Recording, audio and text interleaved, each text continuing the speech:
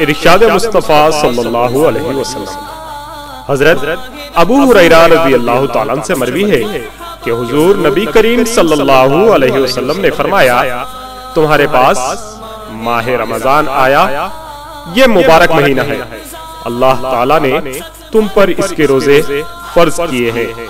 اس میں آسمانوں کے دروازے کھول دیے جاتے ہیں اور جہنم کے دروازے بند کر دیے جاتے ہیں اور بڑے شیاطین جکڑ دیے جاتے ہیں۔ اس مہینے میں اللہ تعالیٰ کی ایک ایسی رات بھی ہے جو 1000 مہینوں سے افضل ہے، جو اس کے ثواب سے محروم ہو گیا سو وہ محروم ہو گیا۔ یا خدا ہم عاصیوں پر یہ بڑا احسان ہے،